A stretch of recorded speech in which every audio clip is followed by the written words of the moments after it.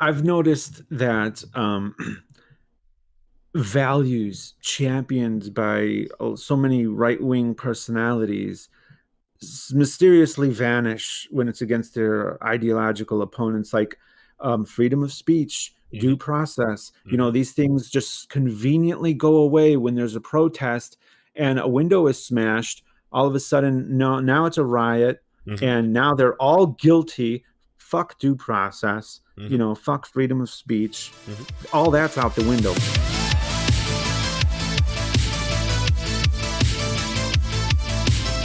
Why don't I start with this first? Thank you so much, Dark Matter. Big fan, big fan. Thank you. Thank you. I appreciate it. Happy to have you here. I was just recently displaying your PragerU video, which I will say unequivocally is the greatest PragerU video of all time. I don't think there's any competition. Did you do the voice yourself for that one? Yes, yes, and I get a few people that try to. Usually, they're right-leaning people that try to kind of use the left's tactics against me, where Hmm. they try to accuse me of like anti-Semitism or something. But I'm trying to do a Brooklyn voice. I wasn't trying to do a Jewish voice. I was a Prager's from Brooklyn, so I was just trying to do Brooklyn voice. Oh, see, okay. First Yeah. off, I didn't go there. I had never listened to it and thought Jewish, but I was like, this sounds like it's an amalgamation of certain things. It sounds like we could have maybe a little hint, a soupçon, some Italian in there, and maybe some other Yeah, flavors. that's my fault. I'm terrible with voices. Unless I could do a good voice if I practice for a long time, but the idea of practicing Dennis Prager's voice for an extended period of time is very unappealing to me. It, So it's yeah, it's it's just it's a strikingly grating voice for how calm it is. Like I've never heard someone who yeah, sounds like a maybe a drunk uncle. Well, actually, they're pretty jarring. Let's just say a non-touchy Santa Claus, and at the yeah, same time be quite grating to listen to. yeah. And I was inspired to go after Prager, and like for the longest time I've seen his videos and just cringed at them and spotted all these flaws, and the idea of making videos about it would just kind of was demoralizing to me. I just didn't want to go, take the trouble. And but you go to the comment section and people just buy into it, like it's so obvious to them that this is 100% correct, and it's just dumb. It's dumb, like basically wrong things that But uh I was going to say this. The good news is they share them. And they share them with their friends who don't think the same way.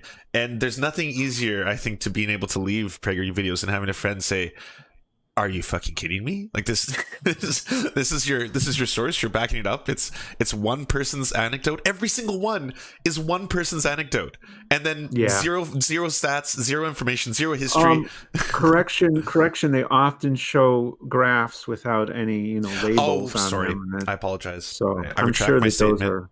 Yep. I'd like to be on the record as saying I did not acknowledge their made up graphs with absolutely no analytics behind them. So there is Yeah, that.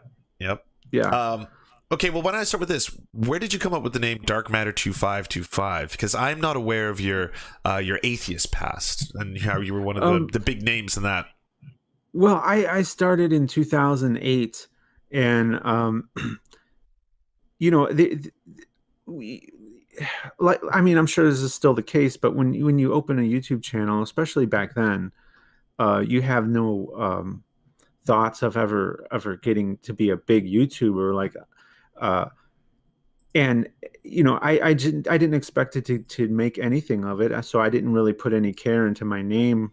I just thought it would be just an account to post comments with, really. Mm-hmm. So I just got done watching a documentary on dark matter, and of course that name is already taken, so I also had the song in the year 2525 stuck in my head, and I just slammed the two together, and it was as simple as that. There was nothing deep about it.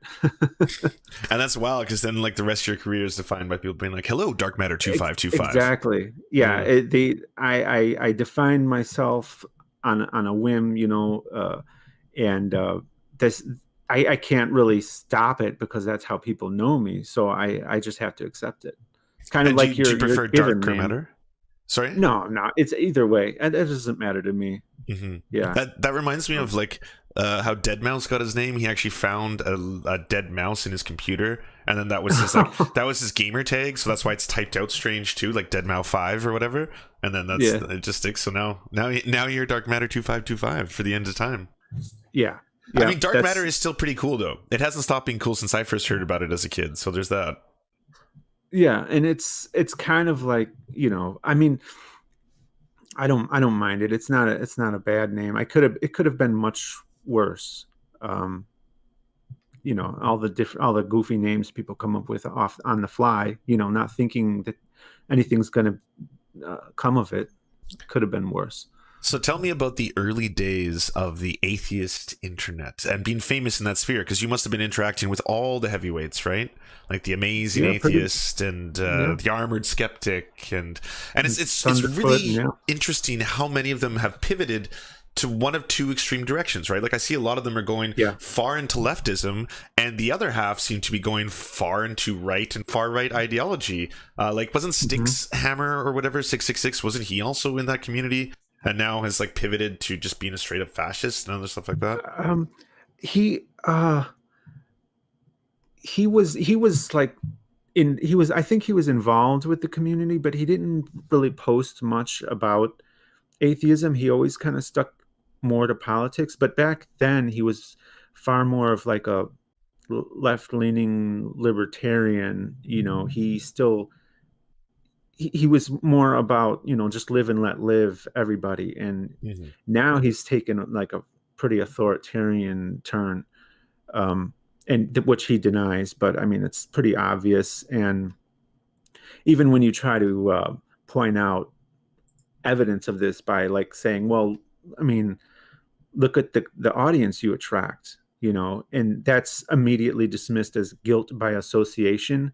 But I mean, the logic is like, why are you attracting these people and I'm not? It's pretty clear, the shift that he took. And was that I mean, was that similar amongst the rest of them? Like, did you like are you friends with a lot of them? Did you guys all talk? Because I know when I talked to say Vadim, the creationist cat, he was like, that it was a very cliquey thing. Like everyone was kind of talking to each other, either the enemies or the frenemies or even the opponents. Like there was that element to it. Yeah, and we all talked to each other. We all did shows together. We went on blog TV together when that was a thing. Which it was just like Twitch kind of, but a really old version. And it was more of like, just talking instead of gaming and stuff. But I mean, it was mostly about the religion debate. And we kind of got into the internet, or before it went mainstream. Before YouTube was still new, Twitter was still new, and atheists and theists were pretty much on even ground, and atheists kind of found this community where we didn't have this community in the offline world, because we were all spread all over the place. Theists, at least, they had church, they had their community in the real world. Atheists still felt ostracized. There was a lot of open hostility if you were an open atheist. It was a hostile environment. Around then, wasn't the statistic something like Americans have more trust for Muslims or Muslim extremists, or no, what was it? It was like, it was pedophiles, wasn't it? It was something like pedophiles or something else, and atheists ridiculous. Were like just one above them. I was like, wait, it goes pedophile, atheist? Like, and I guess the idea is that if you're godless, truly you can be capable of anything, right? Yeah, and oftentimes it's the reverse. I mean, we're disproportionately represented in the prison population, as far as there's fewer of us in jail and whatnot. And sometimes I wonder if that would be the case if you could recognize us physically. If we I wonder if it would be the other way around, if we could be spotted just from a physical glance, Hmm. the way you could with other demographics who are, imprisoned disproportionately. But um, on YouTube, we kind of dominated in the beginning. Atheists did. We tackled these arguments. It was an even playing field. Um, but one of the criticisms I have is that we I think we helped kind of pioneer this culture of ownage, we call it pwning, Mm. pwnage culture, where you have to like just crush your enemies in debate and be macho about it, and totally destroy them. You see this, you kind of see an evolution of it when you see a Ben Shapiro debate video title, like Ben Shapiro crushes and demolishes SJW into oblivion. It was Hmm. very much that kind of attitude back then. I mean, And that it still I exists. It's just became the debate yeah, bro culture now. yeah. And that's like, I think the evolution of it, kind of came from that. And then it started getting more and more political. And people got tired with the God debate. Um, and people started getting more and more into politics. I think it's pretty much started with feminism. And with atheism, I think it started with skeptic, and kind of shifted towards like gaming and stuff with like Gamergate. And I never really involved myself with that much. I kind of stuck with the religion thing. And for a while there, like maybe 6 months to a year, I was kind of like, oh, I was kind of getting onto that anti SJW bandwagon for a while. And we're talking circa 2015, 2016. 2016, I started seeing it going off the rails, like, okay, you guys are going really far with this. And I kind of realized that this is not something I want to be a part of. Hmm. um, and it was sliding into um, aggressive, just bigotry, like to the point where um, any kind of like calling it out was just anathema. Like, you're an SJW. It was how do I put it? It was an aggressive like form of uh, I don't I'm how do I put this, like projection, where you see you see SJWs as hyper offended about every little thing, but you're getting hyper offended about any kind of left leaning criticism of what you're doing. And I Hmm. saw it as kind of like an ugly flip side to the coin. And it kind of gave rise to Trumpism, which is really ugly. Yeah. And It was really weird for me to see someone like TJ Kirk, for example, who, like, I was never really a big fan of his. I just kind of found him a little too aggressive for my liking. But I was at Mhm, that time into like the well, maybe two of the Four Horsemen. I loved Richard Dawkins. I loved Christopher Hitchens. I read the majority of their like canon. Like, I've actually read most of their books, including the Richard Dawkins ones. And then all of a sudden mhm, I see someone like TJ Kirk who says some decent stuff about atheism, turn around and make another video about 5 or 8 questions that black people answer to white people, and then like does this like 1350 debunk of like, well, black people are disproportionately in the jails because they happen to be committing all the crimes and all that kind of stuff. And that's, the logic bro atheist. I cut through the religious text very easily, right? Because it's easy to debunk scripture. I mean, mhm. it's just ancient stories, they're parables. But Yeah, then when you apply that to systemic racism and stuff like that, it created, like you're describing now, this kind of really ugly atmosphere.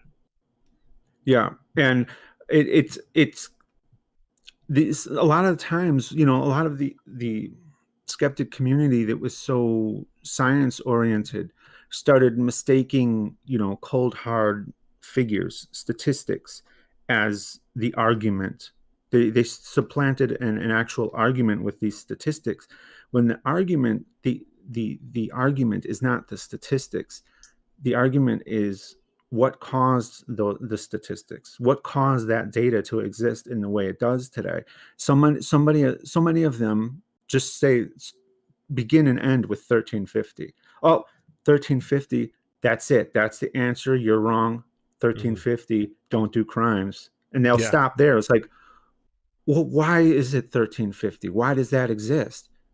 Get into the details as to what's going on. And if you do, and you're honest about it, you'll find that, the people, that there is historic systemic problems that did not, a bunch of people did not just coincidentally, simultaneously decide to break laws, because they chose to. There's reasons. It's a cultural thing, Dark Matter. Have you not heard that? It's because of Cardi B and their music and the hippity hop, and that's why. And also, they also don't use condoms, which is their own fault. So that's why it's you have to understand how this happens. Yeah, and then everyone just simultaneously decides to behave a certain way. Whereas, I'm not making that up, by the way. That was an argument that actual Justice Warrior said to me. I was like, but what is it about their culture that creates fatherless families and things like that? He's like, they don't use condoms. I was like, oh, well, this is new. Neat. This is a new form of bigotry I haven't heard before. And I'd be very interested to know what caused this no condom, craze. Like what I want to know is why the disparity then? If you're going to demarcate it between black people and white people, well, why the white differential in in behavior with the black people? Now you can go,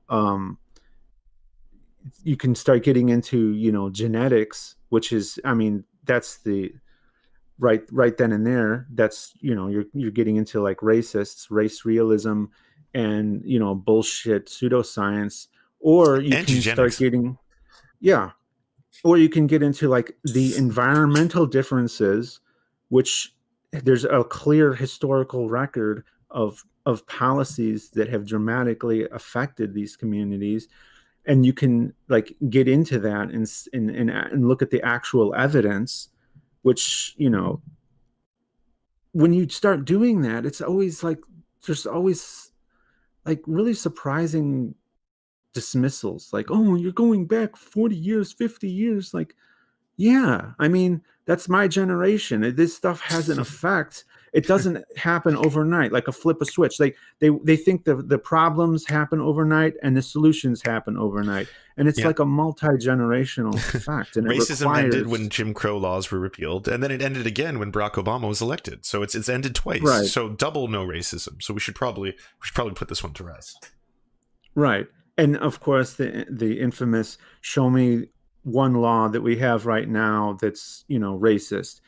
Like it's you don't understand that it's how laws are implemented in different like the focus is different. Where like when I brought up with some people like Nixon's war on drugs. The same laws applied, to black communities as they did to white communities, but it was their focus that was different.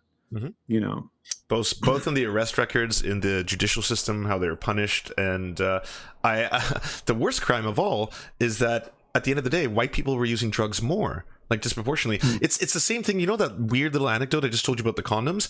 Even if that was true, like you said, I could probably pull up some kind of historical or systemic reason as to why that was. But it turns out that one's not even true. That one is actually just a falsifiable. Like it turns out white people don't use condoms, even less so than black people. Or sorry, that more so. I'm confusing myself with my train of logic right now. But anyways, yeah. So. I completely agree with you on that point. There's got to be like what I guess to focus this in a bit more. What was it that did that for you in terms of like did you pivot away from that because of you were seeing the audience it was cultivating, and or was it just like the election of Trump and you kind of saw like this is where this is leading, right? This is the logical end to this road. Yeah,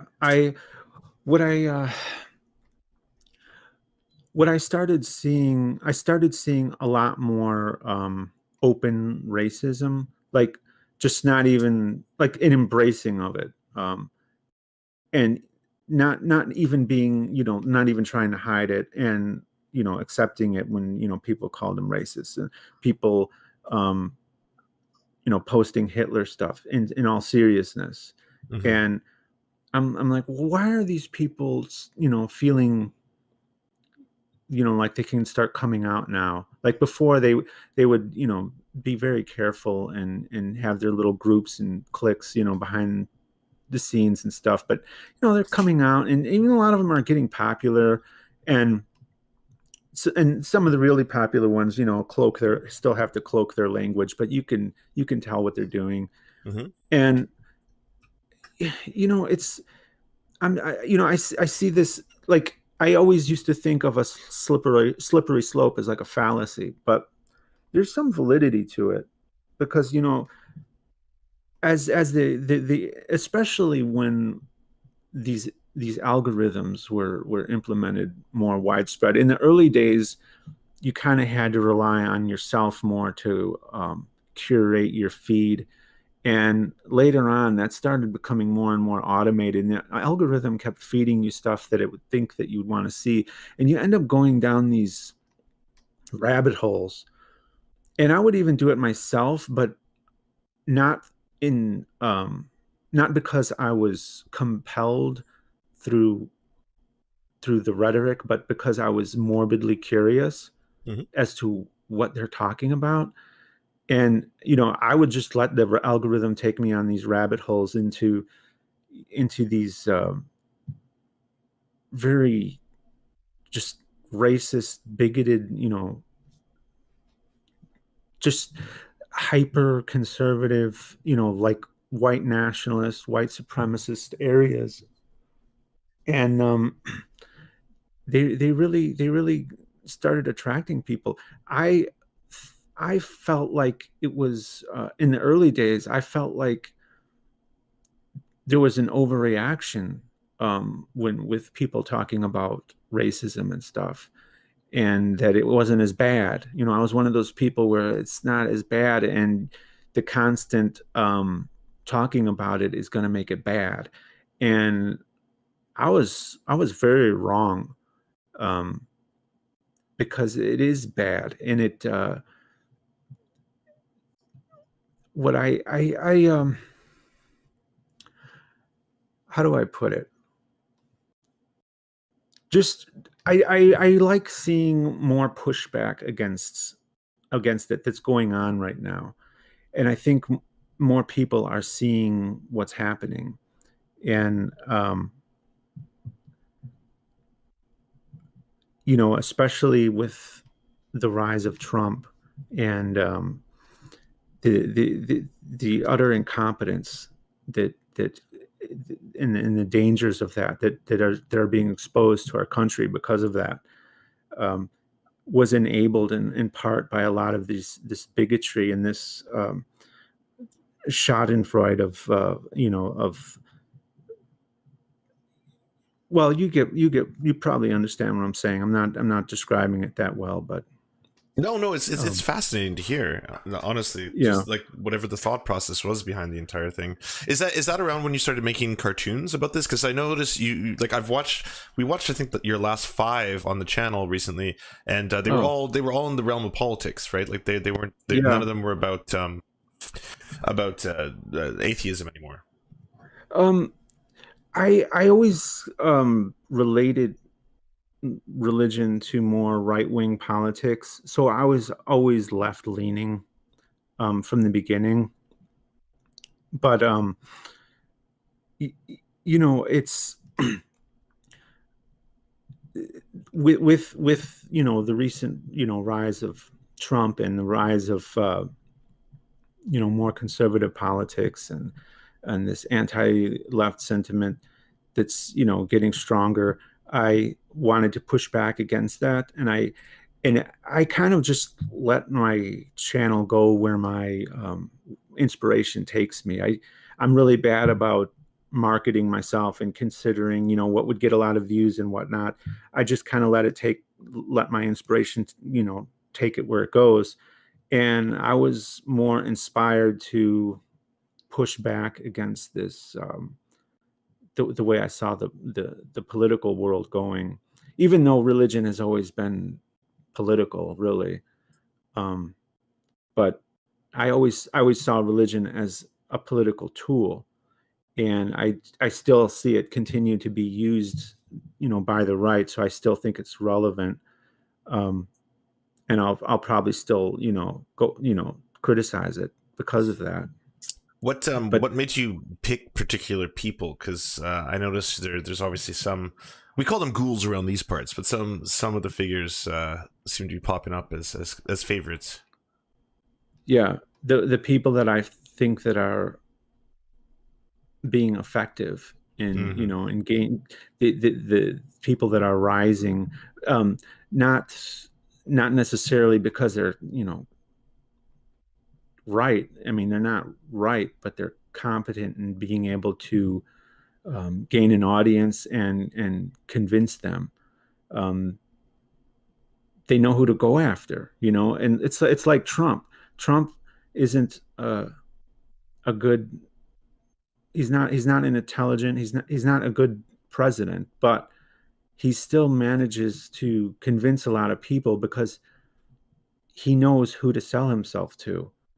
He knows to go after the evangelical vote. He knows, that he's not going to get anywhere if he tries to court, atheist leftists. They're too skeptical. They're not going to buy into this bullshit. Yeah, I completely agree with you. Where are you going to pivot to next, do you think? Because, like, how do you follow up the greatest PragerU video of all time? I don't know. I'm any suggestions? Where do you think I should go? I think Tim Pool is due for some cartoons. I think I mean, if you're going to talk about who's effective, it's funny because Tim Pool happens to be probably one of the most clueless and vacuous and to be honest, asinine. Just like I cannot believe the stuff that comes out of his mouth, and yet at the same time is unbelievably popular.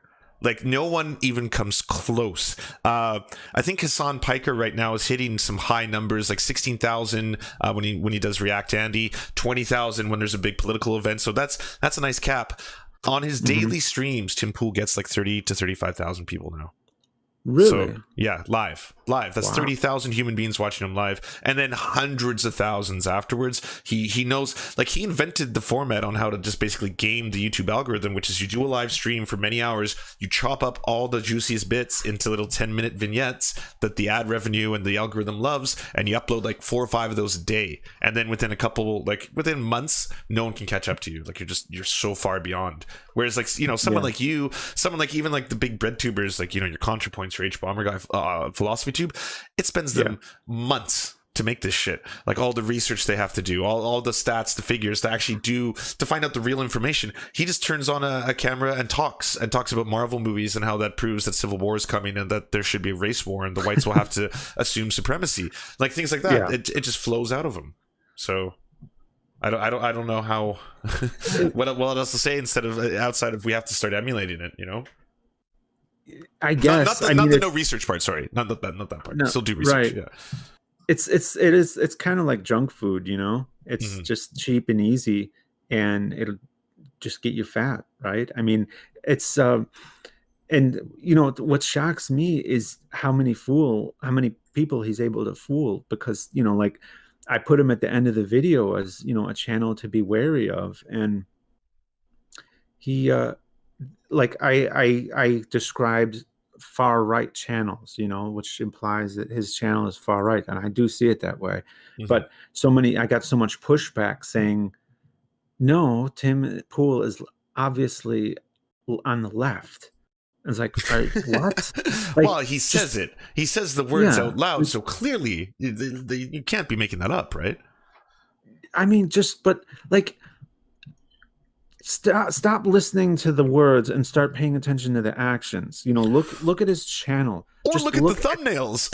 Like, yeah, scroll look at all down the and look at like the hundreds of thumbnails. Every single one of them is like, Trump was right, Trump was right, Trump's still right, Joe Biden is senile, Joe Biden is wrong, the left loses, AOC is cancer. And you're like, oh, well, I mean, there's a slight narrative being crafted. I'm not sure if one could ascertain as to what that might be, but I can certainly hazard a guess. Yeah. Oh, sorry, Civil War, Civil War, Civil War. That as well. Yeah. Yeah, and the common rebuttal I get from that is, well, I mean, you have to be able to fix your own side. You got to be able to criticize your own side.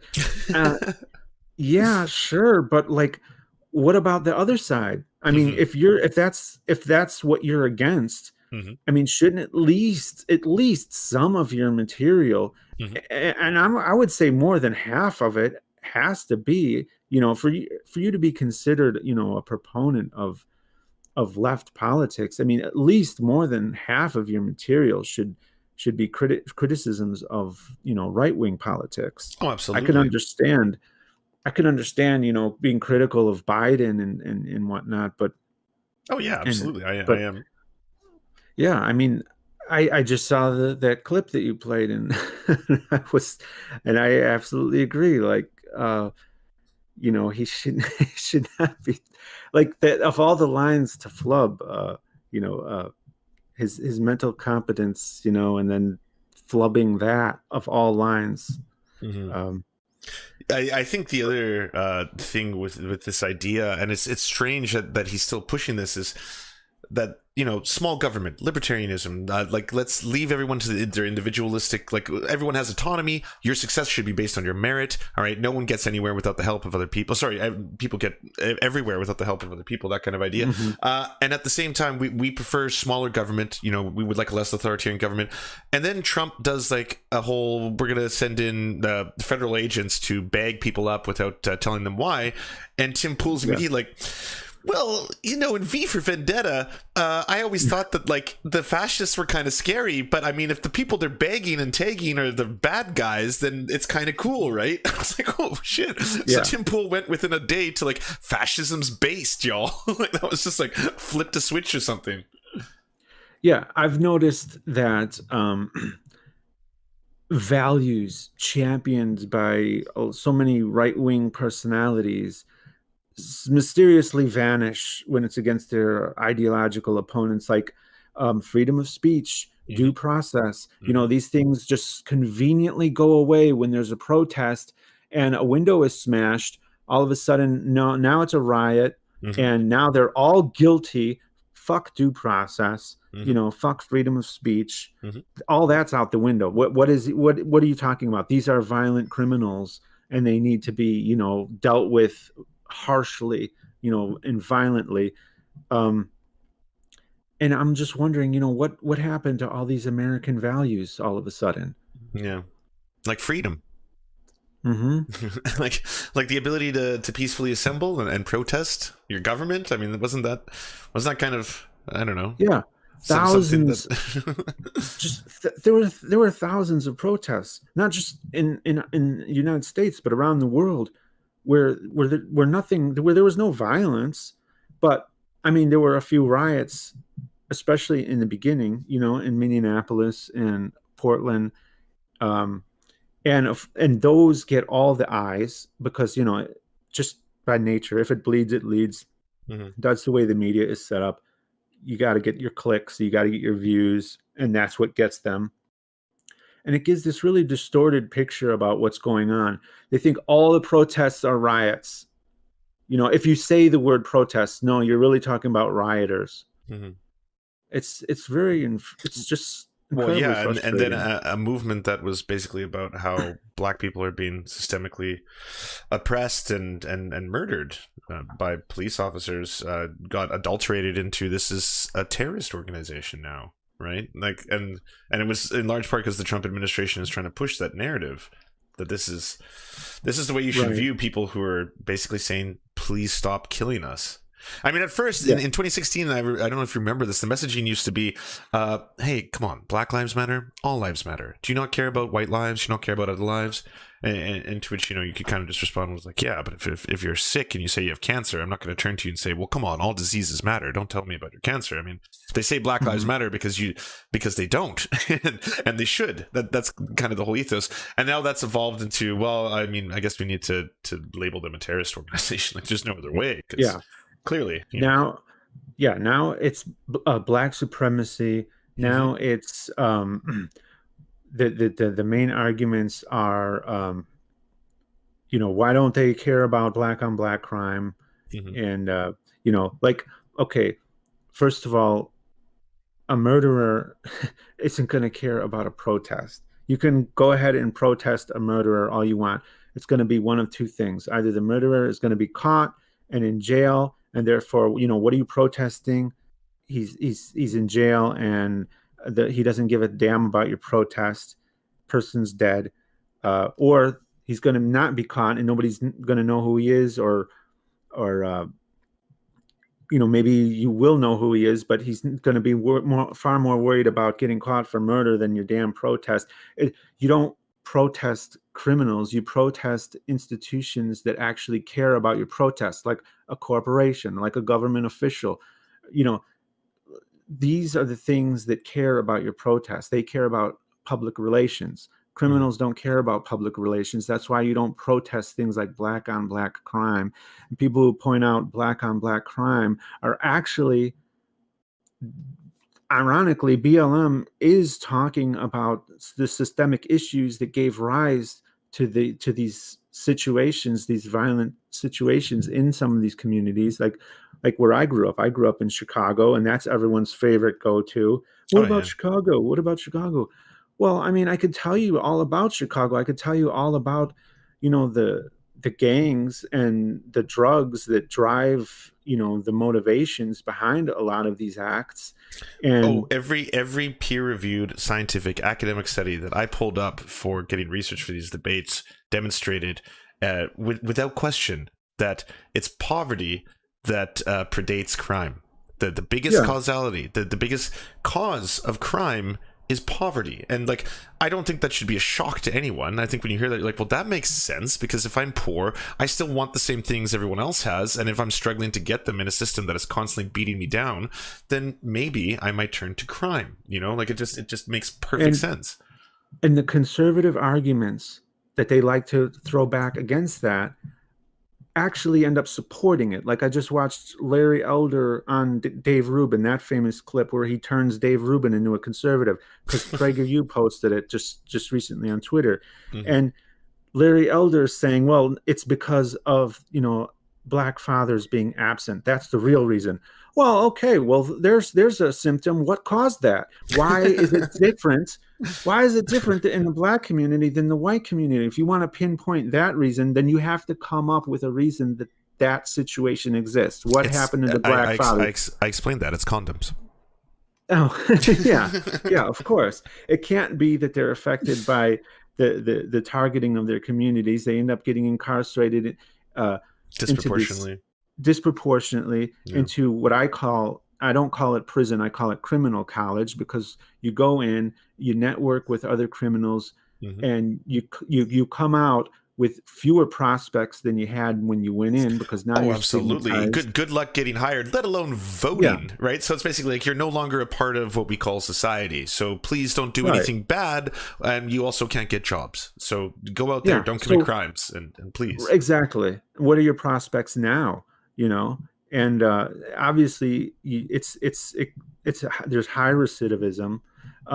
We're talking, and then you get accused of racism for pointing this stuff out, because they say, oh, you think black people aren't capable of, not committing crimes or whatever. Well, it's like agency. They love that word. Like, are you removing their agency, sir? Exactly. Dark Matters? Is that what you're doing right now? And it's like the same thing would happen if the tables were flipped. Exactly. And white people were a minority, and white people were unfairly targeted, and our communities were, they go back to welfare, it's because leftists instituted welfare and made them reliant on the state and blah blah blah. And it's like, again, welfare doesn't have a racial component, a racial requirement. So why the difference between black people and white people in regards to welfare? And then they'll go, well, welfare. I just had this argument with Sargon of Akkad. He'll say, well, welfare does affect white people too. Well, that kind of nullifies the whole point you were trying to make. But why does it affect black people differently? Why is poverty affecting them differently?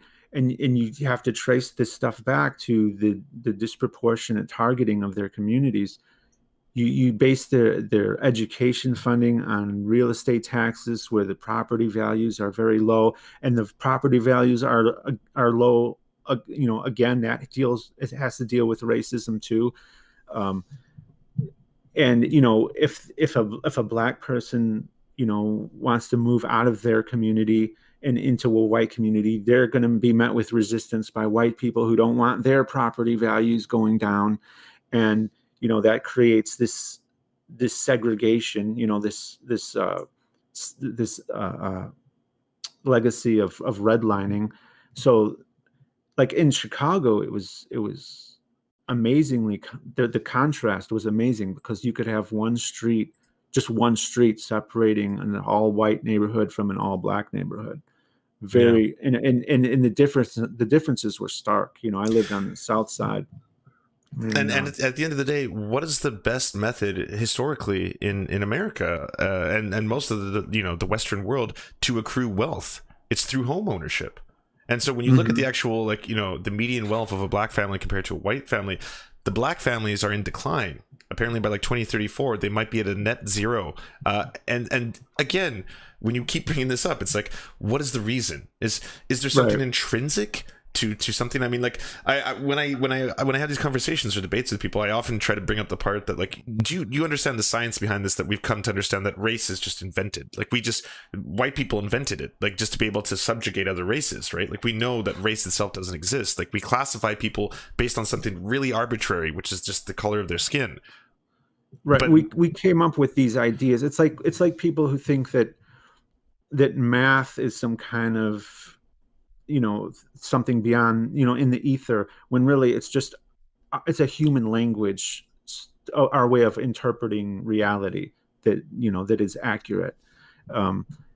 It's in other words, it's a construct, and they'll confuse that with so you mean it's not real because it's a construct. No, the construct is real. No, the math is describing something that exists. It's a language used to describe something. And my only footnote to that would be that I think if humanity ended tomorrow and then we restarted from scratch, we would still come up with the same recognition and realizations of things like physics, math. We would come up with the exact same, yes, 1 + 1 is 2, right? We would that would be unequivocal. We wouldn't necessarily come up with the same social constructs surrounding a lot of ideas. A lot of that has to do with our history too, what was happening historically to one area or one race or something like that.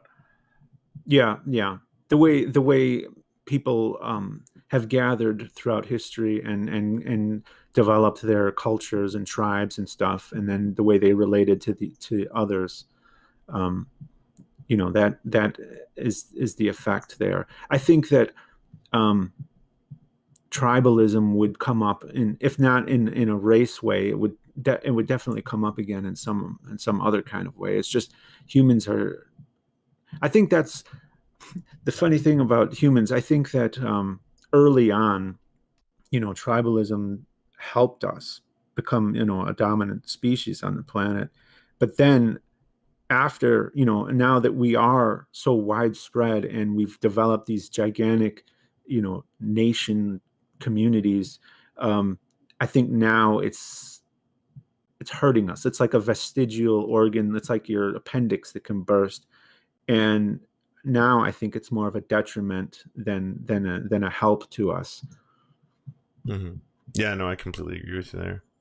I do have one last question, and if you're not comfortable with spilling some tea, I totally understand. But I was just curious if you have any hilarious stories surrounding some of some of people's more treasured favorites, like Sargon of Akkad, for example, or one of the others. Like, does he drink tea out of his own belly button filled with Pepto Bismol?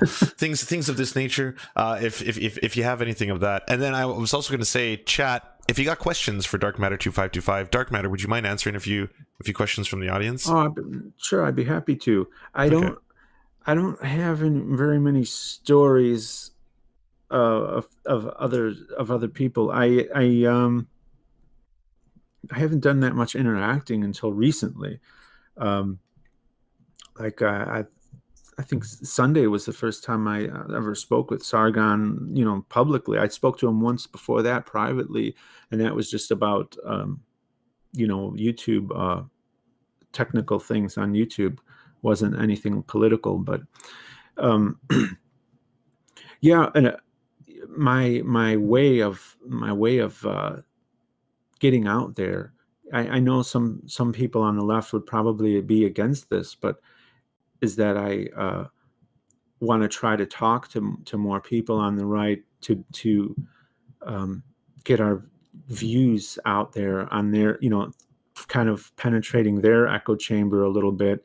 I don't have any problem with that. In fact, I think what you'll find is an added benefit is it actually teaches you some of the logic and the thinking behind it, because it wasn't until I started talking to race realists that I was like, oh, this is genuinely how you see the world. That's so strange, and that's so unusual. And to a certain degree, you have to disconnect yourself and or deny a handful of like evidence that presents itself too. So you'll have to actually sit there and be like, well, that must not be true, or someone is lying to me, or this is just part of some kind of, I don't know, conspiracy involving the question, whatever you want to put in brackets. What surprises me is once you break down, once you get them off their statistics crutch by pointing out that the statistics aren't the answer. There, you have to explain how they came to be. Once you start getting into that, what surprises me is how much they rely on anecdotes. Mm-hmm. After that, it's all anecdotal. Yep. Well, that's you just described PragerU as an institution. Yeah.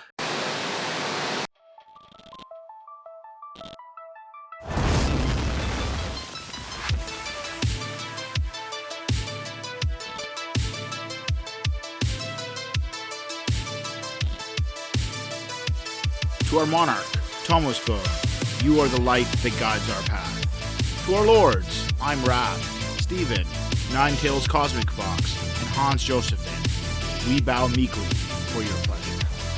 To our knights of the Round Table, Josh Mickelson, Dylan Byth, Alexander Thaler, Zach Christensen, Todd Buckingham, Todd Lajeunesse, Clement Schutzkopf, Skybear Games, Moss Beast, Political Puppy, Alan R., Andreas Chitoro, Good Poon Hates Cops, that's solid poon then, we salute you. And to all our merchants and farmers, you have our undying loyalty and love.